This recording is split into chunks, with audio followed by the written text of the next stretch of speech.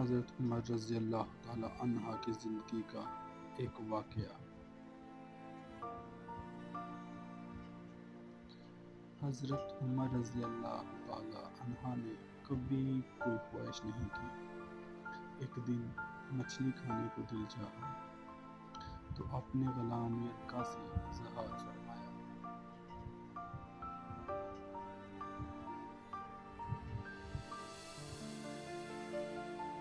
یرکا آپ کا بڑا وفادار غلام تھا۔ ایک دن آپ نے فرمایا، یرکا آج مچھلی کھانے کو دل کرتا ہے، لیکن مسئلہ یہ ہے 8 میل دور جانا پڑے گا دریا کے پاس مچھلی لینے، اور 8 میل واپس آنا پڑے گا مچھلی لے کے۔ پھر آپ نے فرمایا، رہنے دو، کھاتے نہیں۔ ایک چھوٹی سی خواہش کے لیے اپنے آپ کو اتنی مشقت میں ڈالنا اچھا نہیں لگتا۔ غلام کہتا ہے، میں کئی سالوں سے آپ کا خادم تھا، لیکن کبھی آپ نے کوئی خواہش کی ہی نہیں، پر آج جب خواہش کی ہے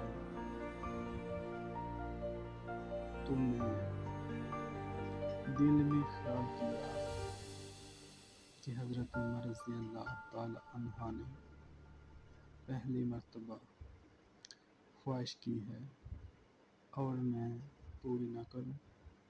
غلام کہتا ہے، جناب عمر رضی اللہ تعالی عنہ ظہر کی نماز پڑھنے کے تو مجھے معلوم تھا ان کے پاس کچھ مہمان آئے ہوئے ہیں، عصر ان کی وحی ہو جائے گی۔ غلام کہتا ہے کہ میں نے حضرت عمر رضی اللہ تعالی عنہ کے پیچھے نماز پڑھی اور 2 رکعت سن نماز پڑھ کر میں گھوڑے پر بیٹھا۔ وہاں پہنچ کر میں نے ایک ٹوکرا مچھلی کا خریدا اور حضرت عمر رضی اللہ تعالی عنہ کی عصر کی نماز ہونے سے پہلے میں واپس بھی آ گیا۔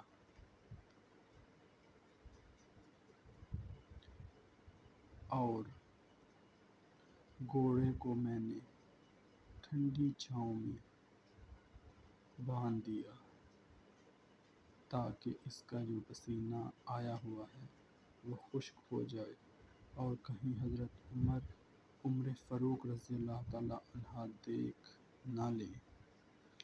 غلام کہتا ہے کہ گھوڑے کا پسینہ تو خشک ہو گیا، پر پسینے کی وجہ سے گرد و غبار گھوڑے پر جم گیا تھا، جو واضح نظر آ رہا تھا کہ گھوڑا کہیں سفر پہ گیا تھا۔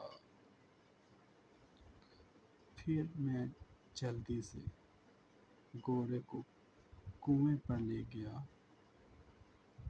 اور اسے جلدی سے غسل کرایا اور اسے لا کر چھاؤں میں باندھ دیا۔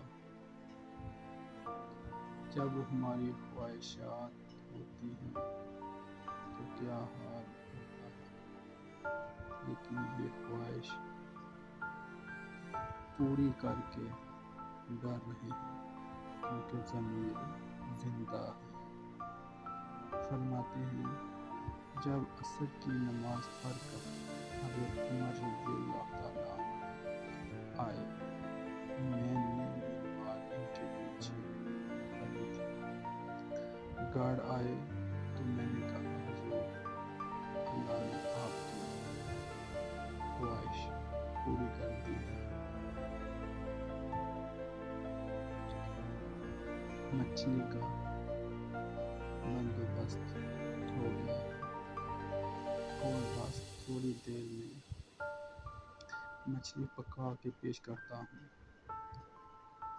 کہتا ہے کہ میں نے یہ لفظ کہے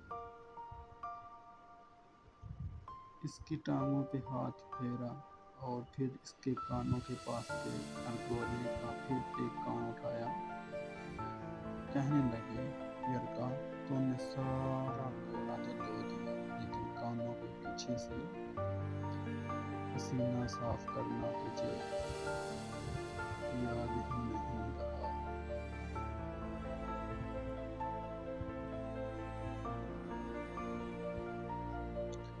حضرت عمر رضی اللہ تعالیٰ عنہ گھٹنوں کے بل زمین پر بیٹھ گئے اور کہنے لگے، او یارا یرکا، ادھر آ، تیرے وفا میں مجھے کوئی شک نہیں ہے اور میں کوئی زیادہ نیک آدمی بھی نہیں ہوں،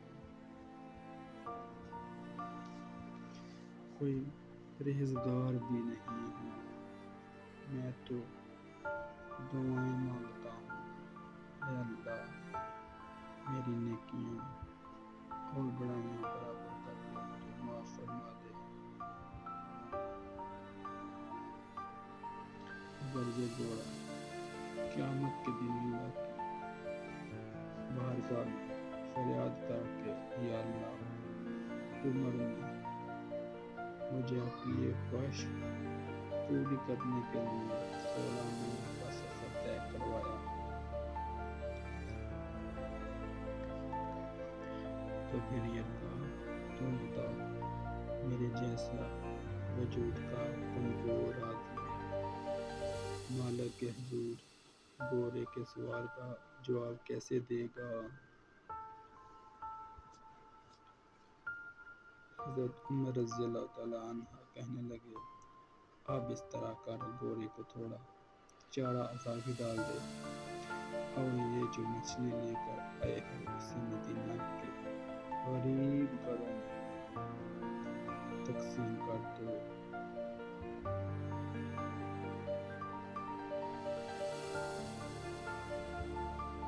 انہیں یہ مچھلی دے کر کہنا کہ تیری بخشش کی بھی دعا کریں اور عمر کی معافی کی بھی دعا کریں۔ صلو علی الحبیب صلی اللہ تعالیٰ علی محمد صلی اللہ علیہ وآلہ وسلم۔ الصلاۃ والسلام علیک یا سیدی یا رسول اللہ وعلی